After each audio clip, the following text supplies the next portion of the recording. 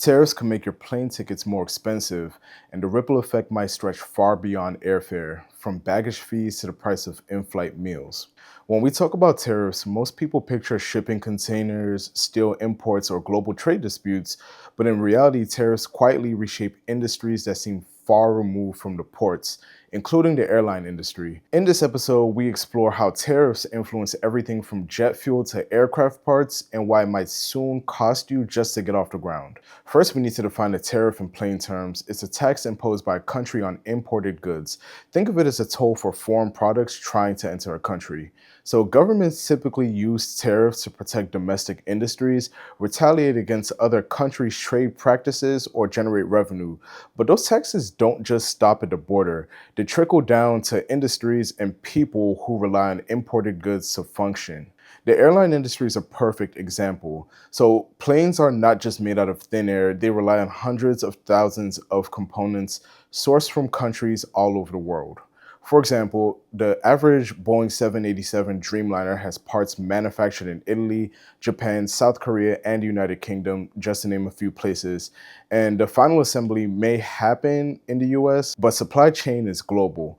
And when tariffs are slapped on foreign aluminum or specialized avionic components, it becomes more expensive for Boeing or even Airbus to make planes. So that cost often gets passed down the line to consumers like you and me. Which begs the question, how exactly does this affect you and me, the traveler? We have to start from one big thing, which is airfare. If an airline has to pay more for planes, it has to recoup the money from somewhere. Whether it's through higher ticket prices, added fees, or reduced services, the customer inevitably feels a pinch.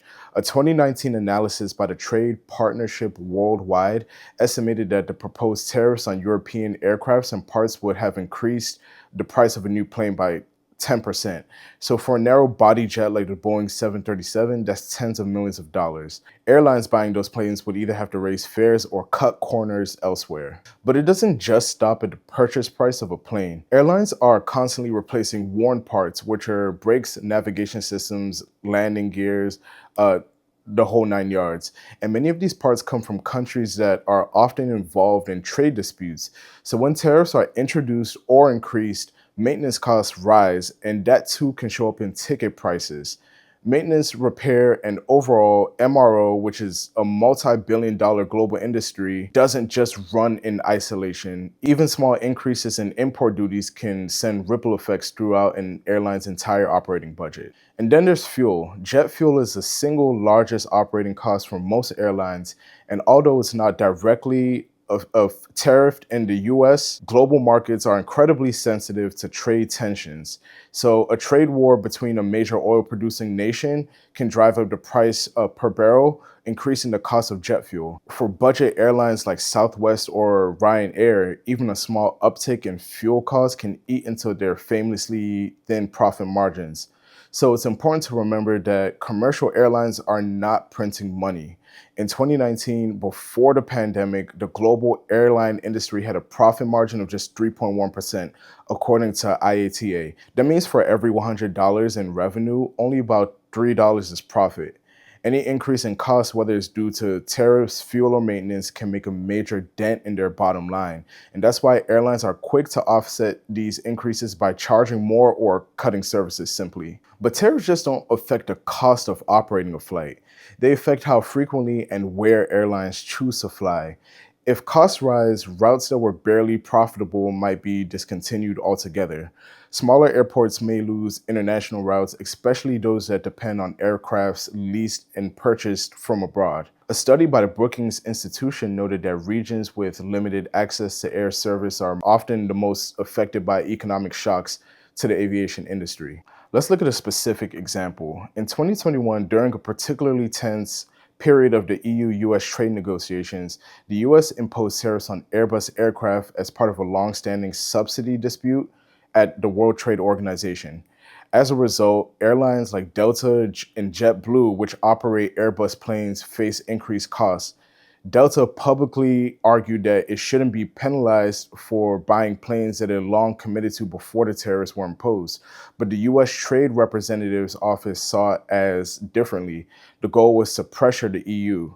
Who loses in this scenario? The airline, and by extension, me and you, the flyer.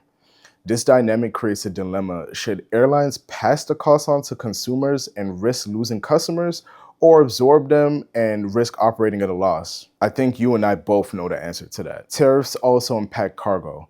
About half of all international cargo is transported in the bellies of passenger planes. And if those planes fly less frequently due to cost concerns, global cargo capacity shrinks, which can further increase the price of goods that rely on just-in-time air delivery. That's everything from fresh flowers and high-end electronics to emergency medical supplies and even produce that you get from the grocery stores. It's a chain reaction. So where do we go from here? Experts agree that the best case scenario is for governments to resolve trade disputes through diplomacy rather than through economic warfare. The airline industry, like many others, thrives on predictability, and when airlines can forecast costs, they can plan routes, staff their operations, and keep pricing relatively stable. Tariffs, by contrast, inject uncertainty, and uncertainty drives up risk and ultimately prices. But there's another dimension to consider: sustainability. Some policymakers argue that tariffs on aircraft components could encourage more domestic production, which might reduce emissions from long supply chains. It's a valid point, but only if domestic alternatives exist and are competitive. If not, the industry simply suffers from a supply chain bottleneck. In our next episode, we'll take a closer look at the geopolitical tensions that divide aviation-related tariffs, from Boeing to Airbus to the growing influence of China's COMAC aircraft. These aren't just business rivalries, they're economic chess matches with billions of dollars and thousands of jobs on the line. But for now, just remember this: the next time you notice a jump in flight prices, it may not just be inflation or high demand. It might just be a tariff quietly tacked into a component that you'll never see, but you'll definitely pay for. At Guike Griot Travel Lifestyle here, we help you move smarter and not just farther. From flight strategy to fraud alerts, travel gear to geopolitical shifts, we break down how the world moves so you can move through it wisely. If you found this breakdown helpful, be sure to subscribe, to share, and to check out our full Smart and Safe travel series, where every episode is designed to help you protect your peace, your pockets, and your passport. Stay smart, stay safe, and we'll see you in the next one.